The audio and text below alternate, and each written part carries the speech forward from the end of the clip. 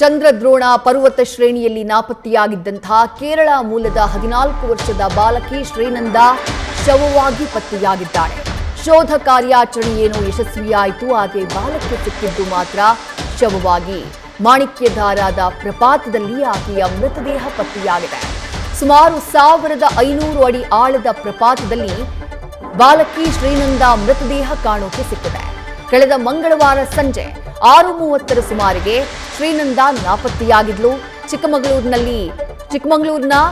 ಚಿಕ್ಕಮಗಳೂರಿಗೆ ಸುಮಾರು 40 ಜನರ ಕೇರಳದ ಒಂದು ಟೀಮ್ ಬಂದಿತ್ತು. ಪಾಲಕ್ಕಾಡ್ನಿಂದ 40 ಜನರ ಟೀಮ್ ಬಂದಿತ್ತು. ಅದರಲ್ಲಿ ಮಕ್ಕಳಿದ್ರು, ಶ್ರೀನಂದ ಇದ್ಲು, ಆಕೆಯ ಪೋಷಕರಿದ್ರು. 6:30 ಸುಮಾರಿಗೆ ಆಕೆ ನಾಪತ್ತೆಯಾಗಿದ್ದು ಪೋಷಕರ ಗಮನಕ್ಕೆ ಬರುತ್ತೆ. ಅದಾದ ನಂತರ ಪೊಲೀಸರಿಗೆ ಮಾಹಿತಿ ನೀಡಲಾಗಿತ್ತು. ಕಳೆದ 3 ದಿನಗಳಿಂದ ಸತತವಾಗಿ SDRF ಪೊಲೀಸರು, ಅಗ್ನಿಶಾಮಕ ಸಿಬ್ಬಂದಿ ಶೋಧ ಕಾರ್ಯಾಚರಣೆಯನ್ನ ನಡೆಸ್ತಾನೆ ಇದ್ರು. ಇವತ್ತು 1500 ಅಡಿ ಆಳದ ಪ್ರಪಾತದಲ್ಲಿ ಶ್ರೀನಂದ ಮೃತದೇಹ ಪತ್ತೆಯಾಗಿದೆ. ಆ ವಿಡಿಯೋ ನೀವೇನ್ ಗಮನಿಸ್ತಾ ಇದ್ದೀರಿ, ಆ ವಿಡಿಯೋದಲ್ಲಿ ಆ ಬ್ಲಾಕ್ ಕಲರ್ ಶರ್ಟ್ ಹಾಕಿರುವಂತಹ ಹುಡುಗಿ ಆಕೆಯೇ ಶ್ರೀನಂದ. ಈ ಬೆಟ್ಟದಲ್ಲಿ ಮಾಣಿಕ್ಯಧಾರ ಬೆಟ್ಟಕ್ಕೆ ಟ್ರೆಕ್ಕಿಂಗ್ ಮಾಡ್ತಾ ಇದ್ದಂತಹ ಸಂದರ್ಭದಲ್ಲಿ ರೆಕಾರ್ಡ್ ಮಾಡಿದ್ದಂತಹ ವಿಡಿಯೋ ಇದು. ಫೋಟೋಸ್ ಕೂಡ ತೆಗೆದುಕೊಂಡಿದ್ದಾಳೆ ಬೆಟ್ಟದ ಮೇಲೆ. ಅದೆಲ್ಲವನ್ನ ತನ್ನ ಸೋಷಿಯಲ್ ಮೀಡಿಯಾದಲ್ಲಿ ಅಪ್ಲೋಡ್ ಕೂಡ ಮಾಡಿದ್ಲು ಶ್ರೀನಂದ. ಆದ್ರೆ ಅದಾಗಿ ಕೆಲವೇ ಕ್ಷಣಗಳಲ್ಲಿ ಏಕಾಏಕಿ ನಾಪತ್ತೆಯಾಗ್ಬಿಡ್ತಾಳೆ. ಇವತ್ತು ಅದೇ ಉಡುಗೆಯಲ್ಲಿ ಆಕೆಯ ಮೃತದೇಹ 1500 ಅಡಿ ಆಳದ ಪ್ರಪಾತದಲ್ಲಿ ಪತ್ತೆಯಾಗಿದೆ. ಆ ಮೃತದೇಹ ಬಿದ್ದಿರುವಂತಹ ರೀತಿಯನ್ನ ಗಮನಿಸ್ತಾ ಇದ್ದೀರಿ. ಆ ಪ್ರಪಾತದಲ್ಲಿ ಬಿದ್ದಂತಹ ಜಾಗದಲ್ಲಿ ಹಲವು ಪ್ಲಾಸ್ಟಿಕ್ ಬಾಟಲ್ಗಳಿದ್ದಾವೆ. ಆಕೆಯ ಬಟ್ಟೆ ಹರಿದು ಹೋಗಿದೆ. ಮೇಲ್ಗಡೆಯಿಂದ ಯಾರಾದ್ರೂ ತಳ್ಳಿದ್ರೆ ಆ ಜರ್ಕೊಂಡು ಬಂದಾಗ ಕಲ್ಲು ಬಂಡೆಗಳಿಗೆ ಸಿಕ್ಕಿ ಬಟ್ಟೆ ಹರಿದ ಹಾಗೆ ಕಾಣಿಸ್ತಾ ಇದೆ.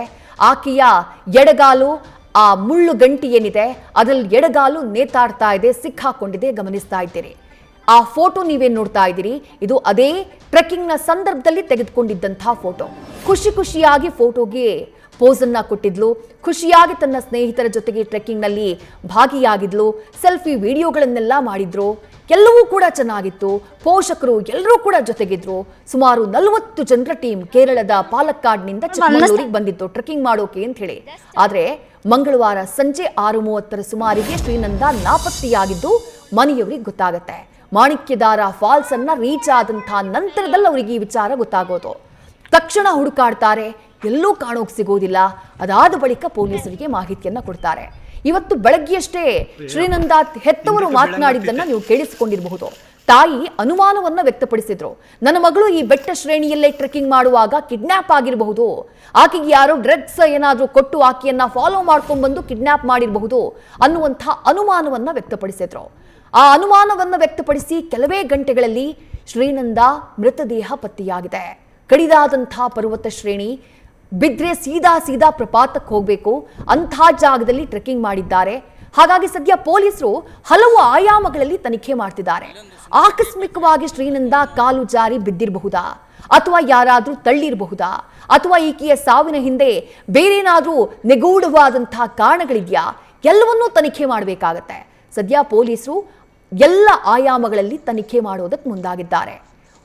ಕಳೆದ ಮಂಗಳವಾರ ಸಂಜೆಯಿಂದ ಶೋಧ ಕಾರ್ಯಾಚರಣೆ ಹಗಲು ರಾತ್ರಿ ಎನ್ನದೇ ನಡೀತಾ ಇತ್ತು. ಪೊಲೀಸರು ಆ ಕಡಿದಾದ ಪರ್ವತ ಶ್ರೇಣಿಯಲ್ಲಿ ಈ ಕಾರ್ಯಾಚರಣೆ ಮಾಡೋದೇ ಕಷ್ಟ ಆಗಿತ್ತು. ಹಗ್ಗವನ್ನೆಲ್ಲ ಕಟ್ಕೊಂಡು ಕೆಳಗಡೆ ಹೋಗಿ ಶೋಧ ಕಾರ್ಯಾಚರಣೆಯನ್ನ ನಡೆಸ್ತಾ ಇದ್ರು. ಇಷ್ಟು ದಿನಗಳ ಕಾಲ ಪರ್ವತದ ಮೇಲಿಂದ ಕೆಳಗಡೆ ಬರ್ತಾ ಇದ್ರಂತೆ. ಆದ್ರೆ ಇವತ್ತು ಕಾರ್ಯಾಚರಣೆಯ ರೀತಿಯನ್ನ ಸ್ವಲ್ಪ ಬದಲಾಯಿಸಿದ್ದಾರೆ. ಆ ಪ್ರಪಾತದಿಂದ ಮೇಲಕ್ಕೆ ಆರಂಭ ಮಾಡೋಣ ಅಂತ ಹೇಳಿ ಆ ಪ್ರಪಾತದ ಕಡೆಯಿಂದ ಕಾರ್ಯಾಚರಣೆಯನ್ನ ಶುರು ಮಾಡಿದ್ದಾರೆ. ಹಾಗೆ ಕಾರ್ಯಾಚರಣೆಯನ್ನ ಶುರು ಮಾಡಿದಂತಹ ಸಂದರ್ಭದಲ್ಲೇ ಬಾಲಕಿ ಶ್ರೀನಂದ ಮೃತದೇಹ ಅವರಿಗೆ ಕಾಣೋಕೆ ಸಿಕ್ಕಿದ್ದು. ಸದ್ಯ ಎಲ್ಲ ಆಯಾಮಗಳಲ್ಲಿ ಈ ಪ್ರಕರಣಕ್ಕೆ ಸಂಬಂಧಪಟ್ಟ ಹಾಗೆ ತನಿಖೆಯನ್ನ ನಡೆಸಲಾಗ್ತಾ ಇದೆ. ಡ್ರೋನ್ ಅನ್ನ ಬಳಕೆ ಮಾಡಲಾಗಿತ್ತು ಕಾರ್ಯಾಚರಣೆಗೆ. SDRF ಸಿಬ್ಬಂದಿ ಭಾಗಿಯಾಗಿದ್ರು. ಪೊಲೀಸರಿಗೆ ಅಗ್ನಿಶಾಮಕ ಸಿಬ್ಬಂದಿ ಸಾಥನ್ನ ಕೊಟ್ಟಿದ್ರು. ಟ್ರೆಕ್ಕಿಂಗ್ ಎಕ್ಸ್ಪರ್ಟ್ಗಳು ಸಾಥನ್ನ ಕೊಟ್ಟಿದ್ರು. ನಿರೀಕ್ಷೆ ಇದ್ದಿದ್ದು ತಡಿಯಂಡಮೋಳ್ ಬೆಟ್ಟದಲ್ಲಿ ಶರಣ್ಯ ಹೇಗೆ 2-3 ದಿನಗಳ ಕಾಲ ನಾಪತ್ತೆಯಾದಂತಹ ನಂತರದಲ್ಲಿ ಪತ್ತೆಯಾದ್ರೋ ಅದೇ ರೀತಿ ಶ್ರೀನಂದ ಕೂಡ ಪತ್ತೆಯಾಗಬಹುದು. ಈ ಕಾಡಲ್ಲಿ ಎಲ್ಲೋ ದಾರಿ ತಪ್ಪಿ ಅಲಿದಾಡ್ತಾ ಇರಬಹುದು, ಅಥವಾ ಆಘಾತಕ್ಕೊಳಗಾಗಿ ಎಲ್ಲಾದ್ರೂ ಸಿಕ್ಕಾಕೊಂಡಿರಬಹುದು. ಇಂಥದ್ದೊಂದು ನಿರೀಕ್ಷೆ ಇತ್ತು. ಆದ್ರೆ ಆ ಎಲ್ಲ ನಿರೀಕ್ಷೆಗಳು ಕೂಡ ಹುಸಿಯಾಗಿದ್ದಾವೆ. ಡ್ರೋನ್ ಮೂಲಕ ಕಾರ್ಯಾಚರಣೆಯನ್ನ ಮಾಡ್ತಾ ಇದ್ದಂತಹ ಸಂದರ್ಭದಲ್ಲಿ ಆಕೆಯ ಮೃತದೇಹ ಕಾಣೋಕೆ ಸಿಕ್ಕೋದು ಆ ಗಮನಿಸ್ತಾ ಇದ್ದೀರಿ. ಡ್ರೋನ್ ಮೂಲಕ ಪತ್ತೆ ಹಚ್ಚೋದಕ್ಕೆ ಪ್ರಯತ್ನವನ್ನ ಮಾಡ್ತಾ ಇದ್ದಂತಹ ಟೈಮ್ನಲ್ಲಿ ಆ ಡಿಸ್ಪ್ಲೇನಲ್ಲಿ ಕಾಣಿಸುತ್ತೆ ನಿಮಗೆ ಆಕೆಯ ಮೃತದೇಹ ಕಾಣಿಸುತ್ತೆ. ಅದಾದ ನಂತರ ಆ ಜಾಗಕ್ಕೆ ಹೋಗಿ ಆಕೆಯ ಮೃತದೇಹವನ್ನ ಸದ್ಯ ರಿಕವರ್ ಮಾಡುವಂತಹ ಕೆಲಸವನ್ನ ಶೋಧ ಕಾರ್ಯಾಚರಣೆಯಲ್ಲಿದ್ದಂಥ ತಂಡ ಮಾಡಿದೆ. ಮುಳ್ಳು ಗಂಟಿಗೆ ಆಕೆಯ ಮೃತದೇಹ ಸಿಕ್ಕಾಕೊಂಡಿತ್ತು.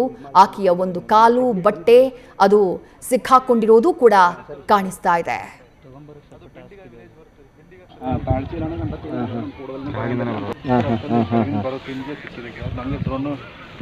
ಅಲ್ಲಿ ಸರ್ ಮೇಲೆ ಫೋರ್ಸ್ ಕಡಿಮೆ ಇದೆ ಸರ್. ನಮ್ಮ ಒಂದು ಸಿವಿಲ್ ಕಳಿಸಿ ಸರ್, ಒಂದು ಅಲ್ಲಿ ಮ್ಯಾನೇಜ್ ಮಾಡಿದ್ವಿ. ಅವ್ರು ನುಗ್ತಾ ಇದ್ದಾರೆ ಸರ್. ಅವ್ರು ಒಬ್ಬರು ಮೇಲೆ ಬಿದ್ದು ಇದು ಮಾಡ್ಕೊಂಡು ಗೋಳು ಅಂದರೆ ಪಬ್ಲಿಕ್ ಬಂದಿದ್ರಲ್ಲ. ಸರಿ ಸರ್ ಸರಿ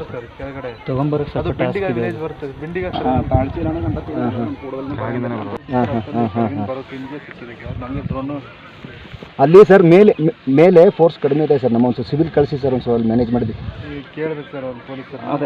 ಅವ್ರು ನುಗ್ತಾ ಇದ್ದಾರೆ ಸರ್. ಅವ್ರು ಒಬ್ಬರು ಮೇಲೆ ಬಿದ್ದು ಇದು ಮಾಡ್ಕೊಂಡು ಗೋಳು ಅಂದರೆ ಪಬ್ಲಿಕ್ ಬಂದಿದ್ರಲ್ಲ. ಸರಿ ಸರ್ ಸರಿ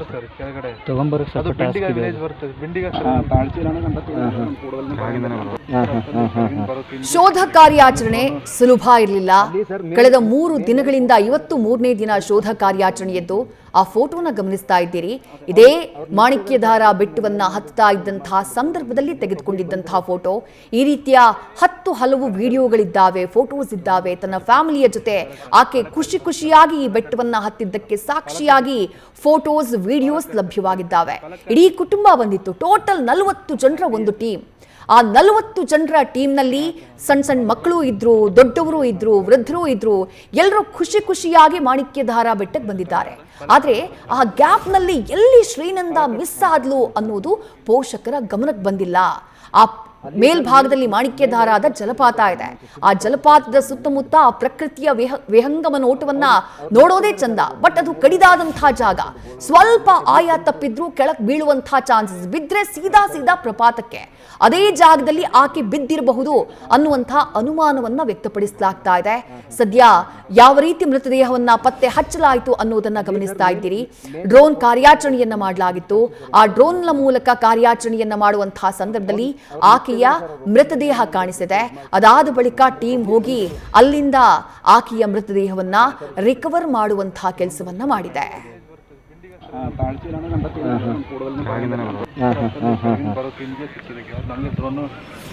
ಅಲ್ಲಿ ಸರ್ ಮೇಲೆ ಫೋರ್ಸ್ ಕಡಿಮೆ ಇದೆ ಸರ್. ನಮ್ಮ ಒಂದು ಸಿವಿಲ್ ಕಳಿಸಿ ಸರ್, ಒಂದು ಅಲ್ಲಿ ಮ್ಯಾನೇಜ್ ಮಾಡಿದ್ವಿ. ಅವ್ರು ನ್ನುಗ್ತಾ ಇದ್ದಾರೆ ಸರ್. ಅವ್ರು ಒಬ್ಬರು ಮೇಲೆ ಬಿದ್ದು ಇದು ಮಾಡ್ಕೊಂಡು ಗೋಳು ಅಂದರೆ ಪಬ್ಲಿಕ್ ಬಂದಿದ್ರಲ್ಲ. ಸರಿ ಸರ್ ಸರಿ ನ್ಯೂಸ್ ಫಸ್ಟ್ ನಿರ್ಭೀತಿಯಿಂದ ನಿಮ್ಮ ಪರವಾಗಿ.